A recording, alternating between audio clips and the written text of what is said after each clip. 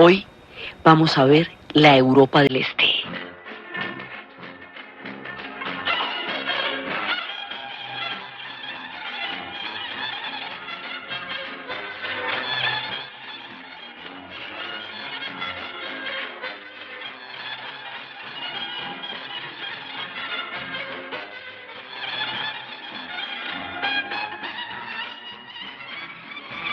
La Guerra Fría, que es el mundo en el que estamos entrando y con el que oficialmente empezamos hoy, después de una introducción que hicimos de las coordenadas y lo que en términos generales significó la Guerra Fría como conflicto histórico trasladado a un terreno distinto a la confrontación directa como había sido, por eso se llama fría, porque no es una confrontación directa como la Primera y la Segunda Guerra Mundial, que son confrontaciones de ejércitos sobre terrenos. Estas son confrontaciones que se van a hacer a nivel ideológico, que se van a hacer a nivel del aprovechamiento de los conflictos, como habíamos hablado la vez pasada, y a nivel del espionaje y del intercambio de información. O sea, tiene otra modalidad, pero es un conflicto que va a llegar a ser planetario.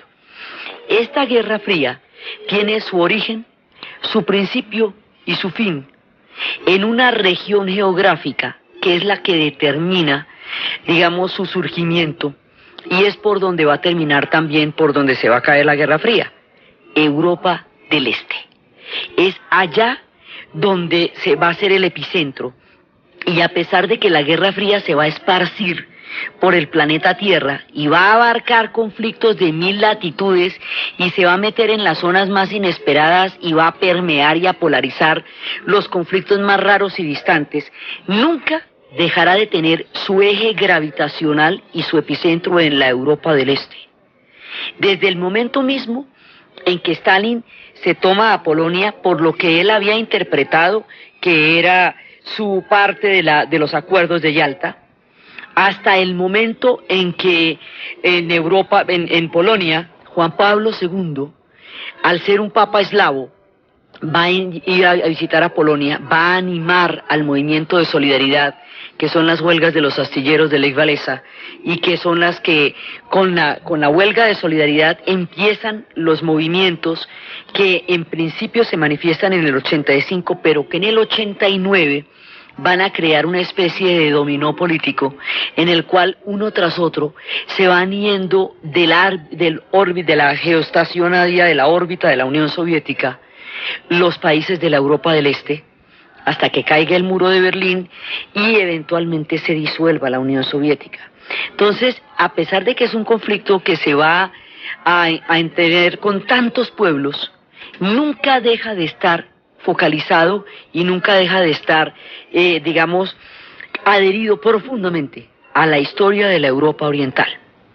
Por eso la historia de Europa del Este es por donde vamos a empezar nuestro camino de la Guerra Fría, porque por ahí es que empezó a armarse la pitica. O sea, usted cuando va a empezar a tejer una colcha de retazos, tiene que empezar por un cuadrito y a partir de ahí va juntando una cantidad de cuadritos con ese.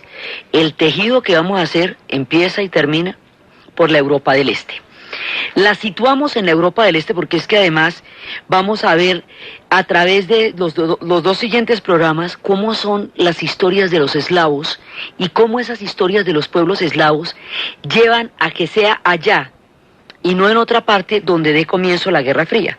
Entonces, la Europa del Este queda montada, digamos, a nivel de declaración oficial en el momento en que Churchill, en un discurso de graduación, ya había perdido las elecciones, ya en ese momento era líder del partido de oposición del Parlamento británico, pronuncia un discurso de graduación en Fulton, Missouri, donde Truman ya está presente, y desde ahí dice: ha descendido, declaró Churchill, un telón de acero desde Stettin en el Báltico hasta Trieste en el Adriático, y pidió que se creara una asociación fraternal de pueblos de habla inglesa para mantener la paz, y concluyó su pronunciamiento diciendo: estoy convencido de que no hay nada que los soviéticos admiren tanto como la fuerza, y no hay nada que los soviéticos sientan, por lo que sientan menos respeto que la debilidad militar.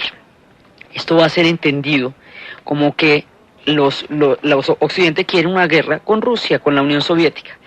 Esta declaración es la que va a dar título a la obra, la vamos a llamar La Cortina de Hierro o El Telón de Acero, por la metáfora que Churchill dice, en la cual se habla de la impenetrabilidad política, física y geográfica de la Europa del Este.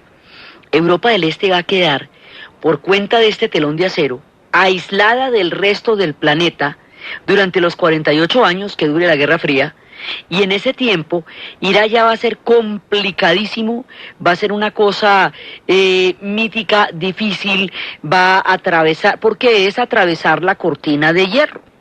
Entonces cualquier cantidad de películas y cualquier cantidad de miniseries se van a hacer sobre las historias de quienes atraviesan la cortina de hierro o quienes salen de la cortina de hierro para desertar a Occidente, porque hay un momento en que esto se va a volver tan complicado que usted, para poder salir de allá, tiene que desertar. Digamos, no hay una manera diplomática en la cual usted sencillamente diga, ¿sabes qué? Mira, me aburrí de estar viviendo en este país, en Hungría o en Rumania, me voy para, ¿qué te digo yo? París. No, a usted le tocaba desertar. Eso se podía hacer a través de una red de espías, siendo bailarín del Bolshoi y desertar en la mitad de la danza. Era complicado, era bastante complicado. MacGyver se gastó buena parte de sus series sacando gente de allá. Entonces, resulta que lo que vamos a ver es cómo la Europa del Este va a terminar metida en el corazón de la Guerra Fría, un poco sin comerlo ni beberlo, porque realmente no fue en absoluto su decisión, pero fue como pasó y fue lo que determinó su historia. ¿Quién es Europa del Este? ¿Por qué tenemos unas referencias tan borrosas de Europa del Este? ¿Por qué de Europa del Este no sabemos de las pasarelas ni de la moda? ¿Por qué de Europa del Este no sabemos de lo chic? Siempre que se habla de Europa del Este se habla de sus conflictos, se habla de sus huelgas, se habla de la Guerra Fría, pero nunca se le sitúa como una parte fundamental de la civilización europea. Normalmente cuando se transmite el concepto de Europa, se está hablando de la Europa occidental, se está hablando de Francia, se está hablando de Inglaterra, de Italia, de Alemania, pero nunca se está hablando ni de Bulgaria, ni de Rumania, ni de Hungría, ni de Polonia. Nadie dice, mira, el último grito de la moda en Varsovia es... Últimamente la gente en Budapest no se quita las estolas. No. Normalmente esto fue quedando como si fuera una sombra invisible que quedara en otro continente y no fuera ella misma también Europa. Ese aislamiento y ese tratamiento también de segunda clase va a ser una cosa muy complicada que los europeos del Este van a resentir. Y hoy por hoy, el punto más importante de la Unión Europea, después de la ampliación en la cual incluyó a los 10 de los países de Europa del Este, es cómo va a ser para integrarlos como iguales en una historia en la que los ha tratado durante muchos siglos como ciudadanos de segunda clase.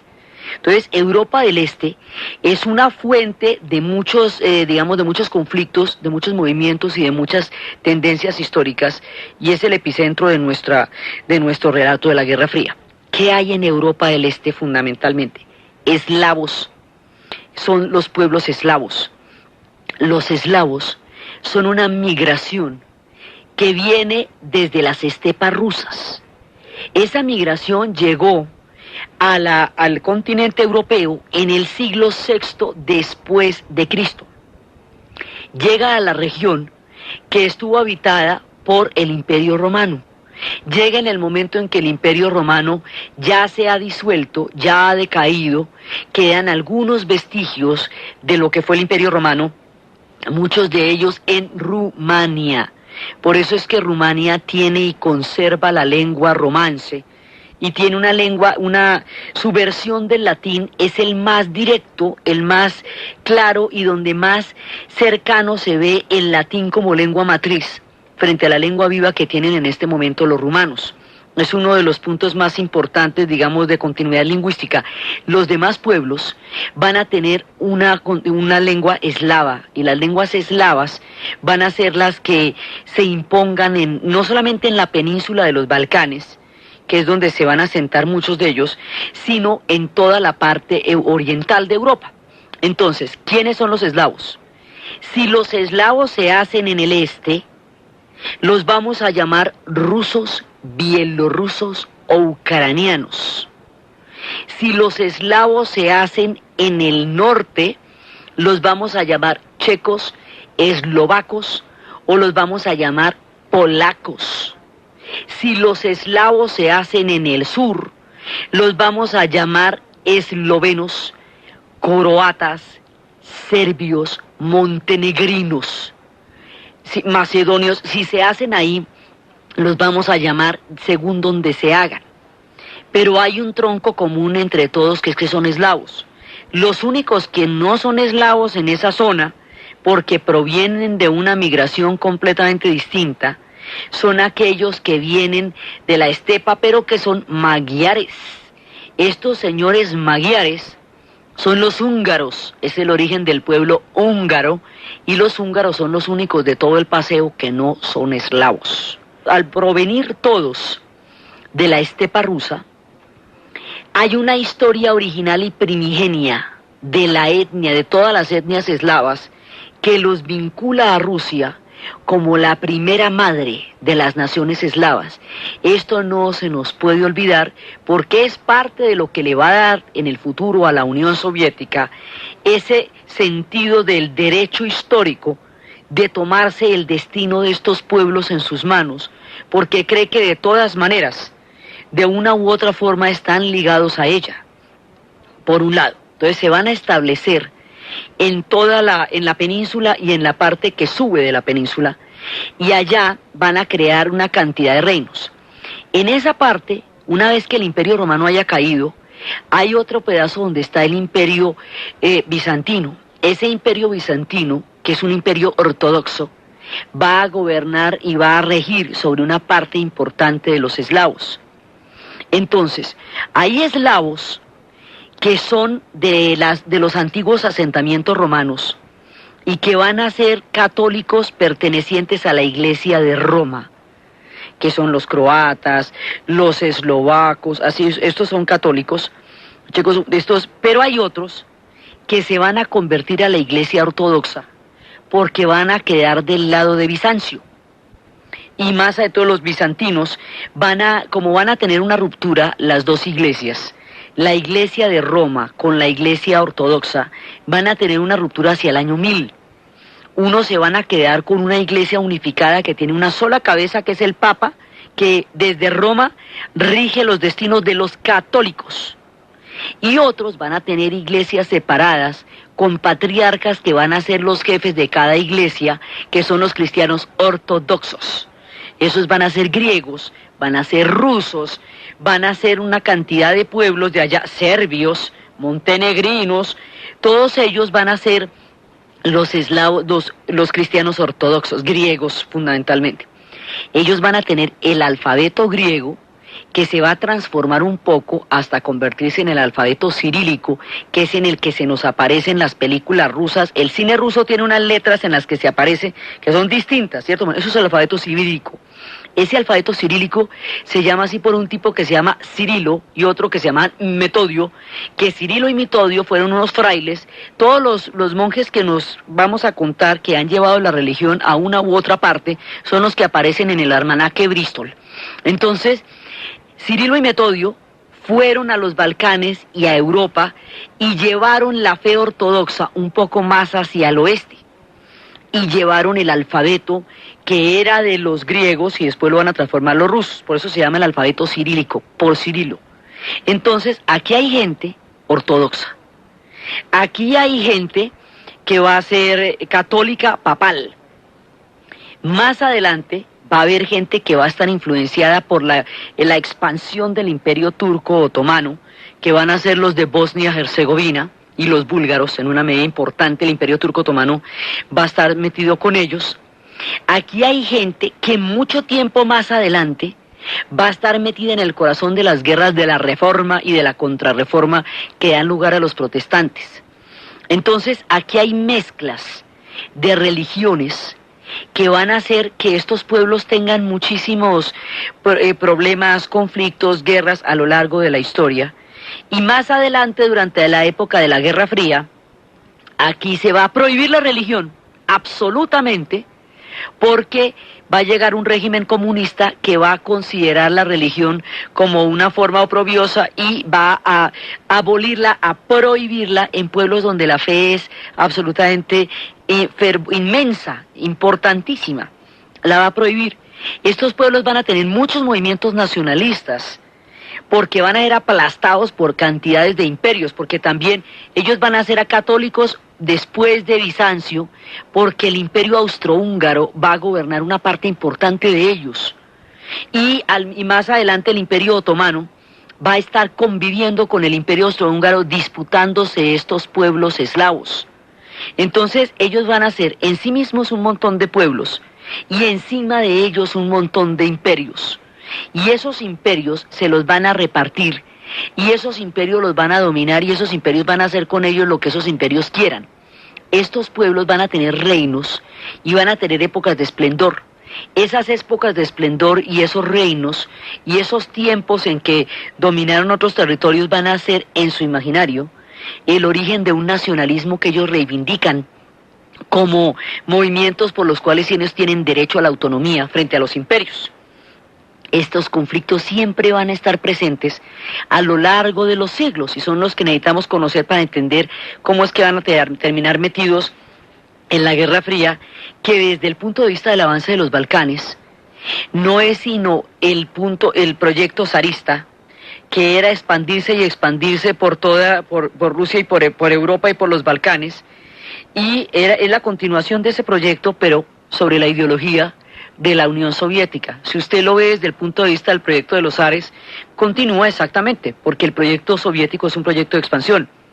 El proyecto norteamericano también es un proyecto de expansión desde el principio. Y unos y otros van a cubrir su afán de expansión y de hegemonía geopolítica con una cantidad de fuerzas ideológicas, como habíamos visto. Entonces la Unión Soviética va a encubrir su afán de expansión diciendo que es la patria de los trabajadores y los otros diciendo que son la democracia, cuando dentro de estos pueblos esas verdades no se cumplen, esos principios no se cumplen. En Estados Unidos, que es la patria de la democracia, las comunidades negras viven en una situación de oprobio y de discriminación durante toda la época de la Guerra Fría al principio, y van a apoyar no a los demócratas sino a los tiranos más abyectos. Van a apoyar a la gente más maluca, como Papadoc, como Somoza, van a apoyar a los horrorosos, como Ferdinando Marcos, con tal de que fueran anticomunistas, y los soviéticos van a también apoyar regímenes terribles, a traicionar rebeliones, a traicionar una cantidad de movimientos en nombre de su ideología. En realidad son dos proyectos de expansión, que encuentran en los marcos ideológicos una manera de seguir su hegemonía mundial. Pero los pueblos que están contenidos en ella son los que van a pagar estos platos, y muchos de ellos van a creer mucho en estas dos ideologías. El resto del mundo se come el cuento. Entonces, resulta que en la parte que corresponde a la Unión Soviética, Europa del Este es la que va a determinar todo esto. Entonces, estos pueblos, para llegar allá, siempre han estado bajo la influencia rusa desde el principio. Y eso no se le puede olvidar a uno, porque los rusos sienten esa pulsión histórica de recuperar lo que es el origen de toda la nación eslava. Europa occidental siempre ha mirado a los eslavos como europeos de segunda clase, y siempre ha mirado sus conflictos con menos preponderancia y menos importancia que las de ellos mismos, y por eso cuando a Polonia la atacan se forma la Segunda Guerra Mundial, pero no la van a defender, solo se rasgan las vestiduras. Si el ataque hubiera sido en otra parte, de pronto sí los defienden. Entonces, estos pueblos van a armar un rompecabezas muy complejo, un rompecabezas de religiones, de reinos, un rompecabezas de imperios, un rompecabezas de juegos de poder que se van a disputar siempre en esa zona. Ahí hay una cantidad de nudos que se van armando. Hay, por ejemplo, una nación que se llamaba Valaquia. En esa nación que se llamaba Valaquia hubo una descendencia de gobernantes Besarab, que eran la descendencia de los gobernantes que eran los Vlad I, Vlad II, Vlad III, Vlad Trepper. Esos gobernantes tuvieron que enfrentar, precisamente por el carácter de tantos pueblos que se están disputando la hegemonía, van a tener que enfrentar enemigos húngaros enemigos de todos los diferentes pueblos de los Balcanes que han intentado y del este que han intentado invadirlos, y los han ido sacando uno por uno, y después a los turcos otomanos. Esto descendencia de Besarab, en la práctica de estar expulsando enemigos permanentemente, dicen que esa descendencia va a adquirir una sed de sangre permanente y que va a llegar un punto en que van a empezar a convertirse en sanguinarios per se, después de todas las guerras contra los turcos y de todas las guerras contra todos ellos. En ese lado, en donde se llama Valaquia, es donde se va a dar la leyenda de un conde de esa descendencia, del Vlad I y de Vlad y de Trepper, y se va a llamar Vlad el Empalador. Ese conde, hay dos leyendas diferentes. Hay una leyenda que dice que él se fue a pelear por la fe cristiana y cuando llegó su amor se había suicidado y él se tornó a las fuerzas del mal, o sea, a los hijos de Lilith, aquella que había sido la primera mujer de Adán, pero se había desviado hacia los malos espíritus y por eso mandaron a Eva. A ellos se les llaman también el origen de los vampiros. O también se dice que él quedó herido y como fue tan terrible con el pueblo de Rom y persiguió tanto a los gitanos, una gitana lo maldijo y lo convirtió en vampiro. Este hombre de la Valaquia va a tener unas tierras en Transilvania. Transilvania formaba parte en ese momento de la Valaquia. Entonces, por eso, y hoy queda en los territorios rumanos. Por eso a este hombre se le conoce como Drácula. Drácula es el apellido, Drácul es el nombre de su padre, Drácula es el nombre del hijo, y la leyenda lo conocerá de esa manera, primero como un empalador, y luego como una criatura sedienta de sangre, que va a asolar a los pueblos rumanos, hasta el punto en que ellos ya no van a poder más, y cuando ya no pueden más, entonces él intentará ir a comprar una tierra en Inglaterra, a ver si traslada sus actividades allá, y de eso se trata la novela de Bram Stoker. Y muchas de las historias de la investigación, de la presencia de los vampiros en Rumania y en Europa del Este, están recopilados ahora en la novela de la historiadora que hace un paseo por todas estas zonas. Allí, en estas tierras, tienen también su origen los vampiros.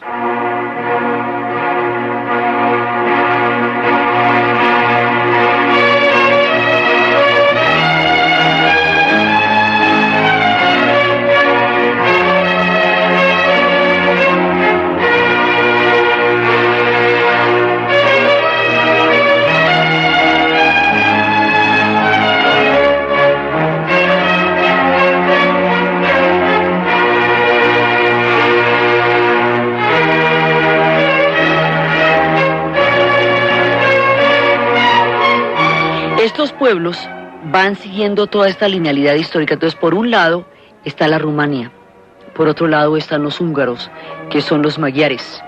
Por otro lado está Polonia. Polonia fue un gran ducado que llegó a tener influencia sobre los pueblos bálticos y sobre Ucrania. Y más adelante, Polonia, después de haber sido un gran ducado, va a ser repartida cuando Austria, Prusia y Rusia se conviertan en grandes imperios y la van a disolver 150 años como Estado Nacional, como lo habíamos visto cuando estábamos contando la historia de Polonia en las guerras mundiales. Por el otro lado, otro pueblo que era importantísimo, los checos. Praga era el epicentro de Europa. Praga era, en un momento dado, una ciudad que ganó en esplendor antes de que Viena fuera la capital del Imperio Austrohúngaro. Praga era el epicentro de su civilización y de su cultura. Praga era una ciudad colosal y los territorios de Bohemia eran los territorios más ricos. Y en Polonia, Cracovia era una de las universidades más importantes. Entonces, durante una cantidad de siglos, esta Europa del Este llevaba, digamos, la vanguardia en el conocimiento, en el esplendor, en toda en el legado de civilización. Mucha parte fundamental de la Europa, de la historia europea, la hacen ellos. Entonces, ¿qué pasa si eran tan importantes? ¿Por qué quedaron rezagados? ¿Y por qué la Europa occidental fue volviéndose cada vez más poderosa? Ellos van a participar, en el caso de Praga, en las guerras de la Reforma, incluso mucho tiempo, casi 100 años antes de que lo hiciera, de que Lutero empezara a poner sus tesis contra la iglesia de Roma. Ellos tienen un personaje que se llama Jean Hus, y Jean Hus empezó un movimiento en Praga, un movimiento por la reforma, mucho tiempo antes, y ese movimiento de la reforma precipita una guerra gigantesca sobre estos pueblos, la guerra de los 30 años, y después van a llegar las pestes.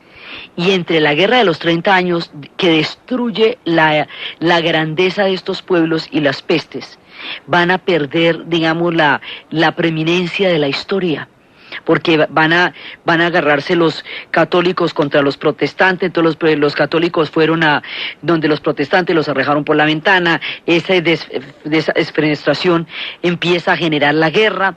Va a haber una cantidad de conflictos por las guerras religiosas en esta zona, y Praga va a ir perdiendo su antiguo esplendor, sin dejar de ser hoy una de las ciudades más bellas. Pero en esa época pierde su esplendor y va a quedar destrozada por esta guerra. En Praga también hay otra presencia religiosa muy importante. En Praga hay una comunidad judía sumamente importante, respetable, y que está allá desde hace mucho tiempo. Pero el fenómeno del antisemitismo va a estar presente en las dos partes de la Europa del Este y la Europa del Oeste. En la Europa del Este durante mucho tiempo Polonia los acogió, y Cracovia los acogió, y Praga también. Pero cuando había movimientos antisemitas, cuando rondaban de noche buscando en los barrios judíos cómo agredirlos, cuenta la historia que un rabino inventó una criatura para poder proteger a la comunidad judía en Praga de los asaltos de antisemitismo que hubiera. Esa criatura la creó de una manera análoga a como Dios creó al hombre. Dios creó al hombre del barro y le dio un soplo de vida. Él creó una figura de barro y le dio un aliento y le puso una palabra sagrada debajo de la lengua, Sham, que significa trabajo. Y este personaje era como una especie de sirviente, como un protector y un sirviente, y los ayudaba en los trabajos. Era una criatura imperfecta, porque no era una criatura de Dios, sino era la proyección de la imaginación de un rabino para poder proteger a los judíos del gueto en Praga. Entonces cuentan que un día se le olvidó quitarle la palabra sagrada debajo de la lengua, que era para anunciarle que no se podía trabajar, porque él trabajaba incansablemente en el Sabbat, porque es el momento en que los judíos descansan. Y entonces él, como no sabía, se volvió loco trabajando y se volvió una criatura peligrosísima, y hubo que atraparlo, meterlo en un sótano y dejarlo allá, y dicen que allá está atrapado esperando a que lo reanimen. Borges haría a esta figura que es imperfecta, que es casi inspira pesar, porque es parte de la creación humana y tiene todas sus imperfecciones. No tiene el aliento de lo divino, sino lo imperfecto de la naturaleza humana.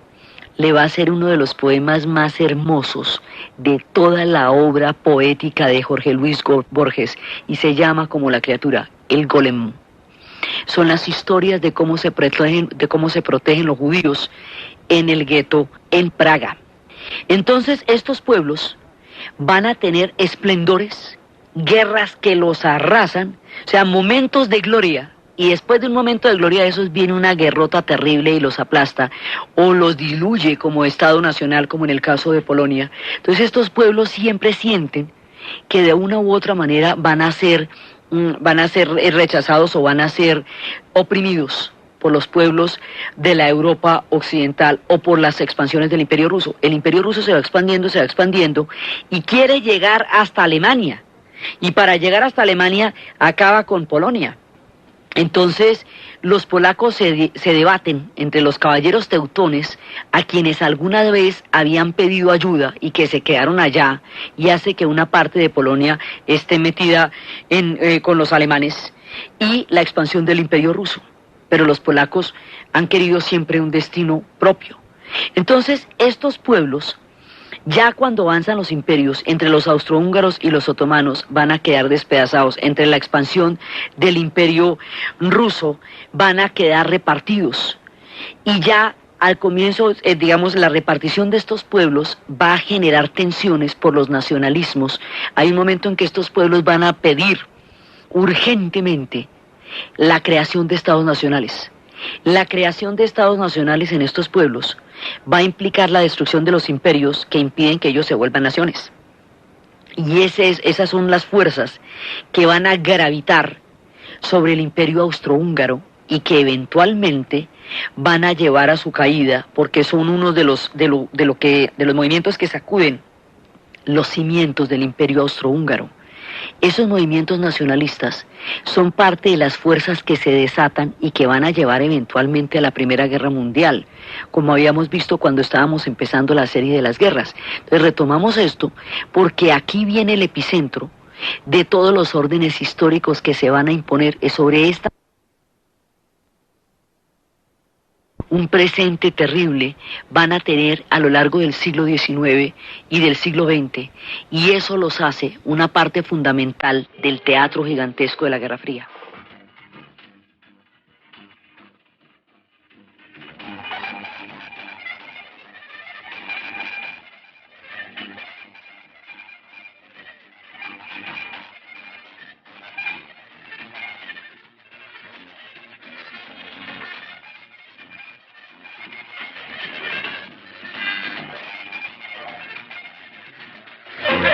Entonces, estos pueblos los van a someter los austrohúngaros.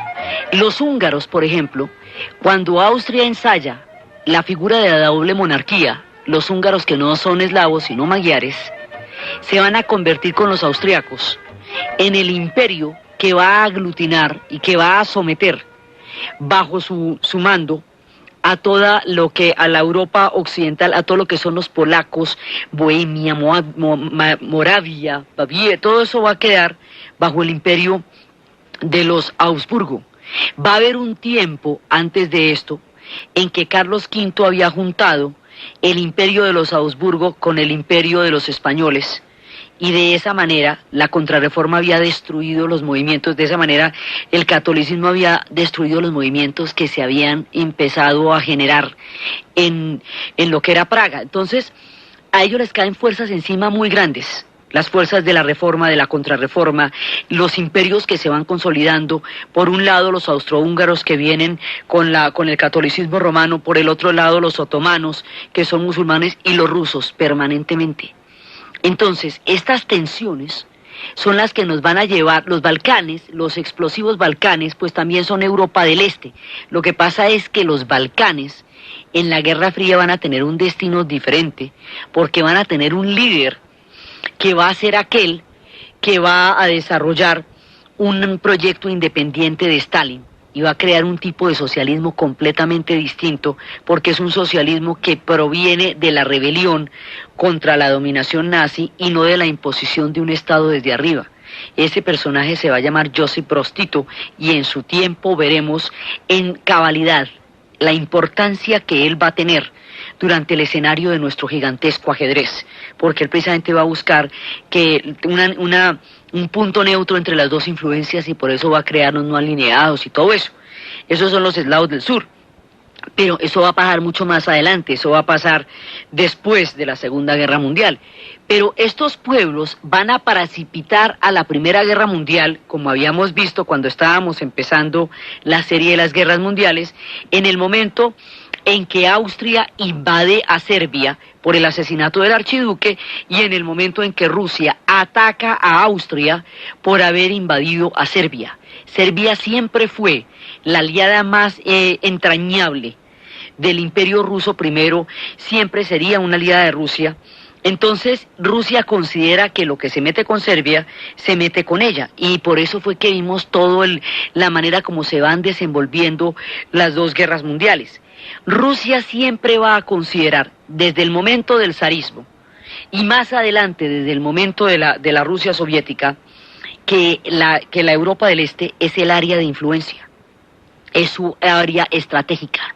Cuando ellos plantean eso en la conferencia de Yalta, lo que están haciendo es continuar lo que siempre han considerado un destino histórico. A Stalin no le parece nada raro decir que Polonia le corresponde a él, y habíamos visto en la Segunda Guerra Mundial cómo Stalin se aseguró de avanzar sobre toda Europa del Este, cómo en la puerta de Polonia detuvo los ejércitos para que los alemanes destruyeran a los 4 polacos que han quedado vivos, para que luego Polonia quedara bajo su influencia y la pudiera negociar como la negoció en Yalta, y cuando le dijeran en Potsdam que no, que ellos tenían derecho a un régimen democrático y a una constitución de un gobierno autónomo, el tipo dijo, no, pero no que es que era para mí. Yo dije cómo era lo de Polonia y ustedes estuvieron de acuerdo. Si ustedes dos son gobernantes distintos a los que yo pacté, problema suyo. Pero yo sí quedé en que Polonia era para mí. Entonces por Polonia va a empezar la Segunda Guerra y por Polonia va a empezar la Guerra Fría, en la medida en que Stalin hace valer lo que él considera un destino manifiesto. La historia de los destinos manifiestos la van a tener tanto los Estados Unidos como la Unión Soviética. Esos imperios son paralelos en sus expansiones. Lo que pasa es que estamos viendo el asunto de Europa del Este, porque ahí es donde empieza la Guerra Fría. Entonces, en ese momento, durante toda la Segunda Guerra Mundial, el movimiento de la Unión Soviética se va a dar encaminado a ir poniendo, digamos, los límites de lo que va a ser la nueva Europa una vez que se acabe el conflicto. Y con esa intención es que me va moviendo las divisiones en cada uno de esos países, sabiendo cómo es que los va a negociar después. Y eso es lo que va a determinar de qué lado de la servilleta van a quedar. En el futuro, estos serán los países del Pacto de Varsovia. Estos serán los países, digamos, sobre los cuales se va a montar el modelo soviético como modelo de expansión y como como uno de los 2 polos de toda la Guerra Fría.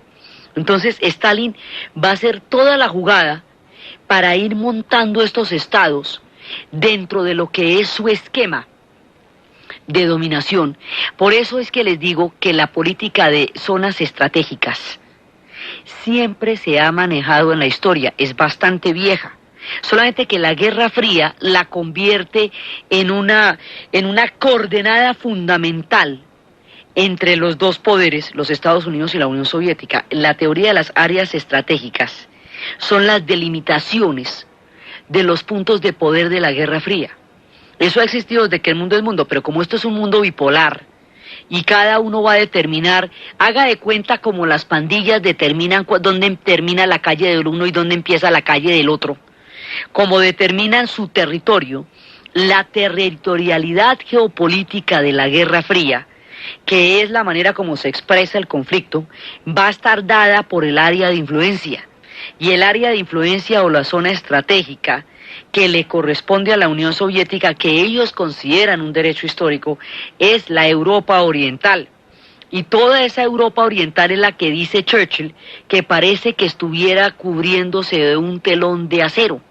Entonces, ¿qué pasa? Que ahora la Europa Oriental la vamos a manejar en el mundo de la Guerra Fría como un bloque histórico, porque el mundo de la Guerra Fría la va a convertir en un solo bloque, la va a meter en un mismo saco, la va a meter en un mismo paquete, la va a interconectar económica, política, ideológica e infraestructuralmente a la suerte de la Unión Soviética, y no se podrá entender la historia de la Europa del Este sin la historia de la Unión Soviética y al revés.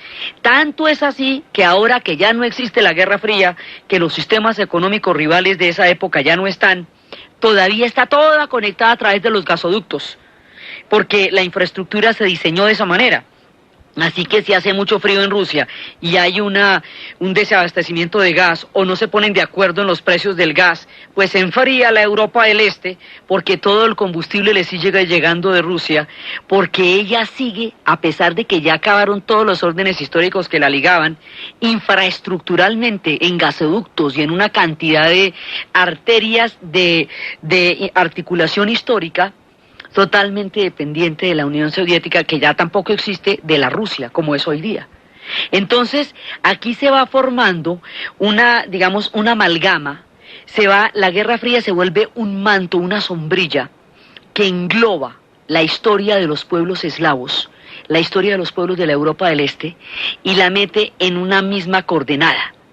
Y esto quiere decir que de aquí en adelante su política y su economía van a quedar completamente ligadas a la Guerra Fría, porque eso es lo que Stalin va a reclamar en Yalta, va a hacer valer en Potsdam, va a llevar al terreno de lo económico al no permitir que entre en el plan Marshall y va a llevarlo al terreno de lo militar en lo que significará el Pacto de Varsovia. Entonces, por eso es que se sella el comienzo, el epicentro de la Guerra Fría en la Europa del Este, y eventualmente el fin de la Guerra Fría se va a dar por esta misma Europa del Este. Entonces, en este programa es el origen de esos pueblos, de dónde vienen, los conflictos que tienen, cómo atravesaron las guerras de la Reforma en Praga en el tiempo de John Hughes, cómo fueron aplastados por la Contrarreforma más adelante, cómo los diferentes imperios se los han repartido, los han borrado, los han vuelto a existir. Y en el siguiente programa, que es lo que corresponde a la parte de Europa del Este, es cómo exactamente es que Stalin va a avanzar en cada uno de estos países, cómo se va a meter con ellos, cómo los va a enlazar y cómo al enlazarlos va a crear el bloque histórico a partir del cual va a expandir su hegemonía por el resto de la geografía y al mismo tiempo los Estados Unidos va también expandiendo la suya, y de esa manera la sombrilla que cubría Europa del Este se va a extender por el planeta, y la sombrilla que cubría América Latina se va a extender por el planeta también, hasta que el mundo se vaya a globalizar. Estamos en los orígenes, empezando con la Europa del Este. Entonces, para continuar con este punto de la historia de los eslavos, tan desconocido y tan intenso, de donde vienen los duros, de donde viene Kafka, de donde vienen todos estos grandes personajes, los esperamos en el siguiente programa. Entonces, desde los lejanos dominios del conde Vlad en Valaquia y en los tiempos de Transilvania, desde la reforma de John Hughes y desde el Golem de Praga, desde la Polonia antiguo reino que gobernaba la Ucrania, desde todos estos pueblos que alguna vez fueron y dejaron de ser, y la historia los fue cubriendo con mantos de hegemonías. En la narración, Diana Uribe; en la producción, José Rodríguez. Y para ustedes, feliz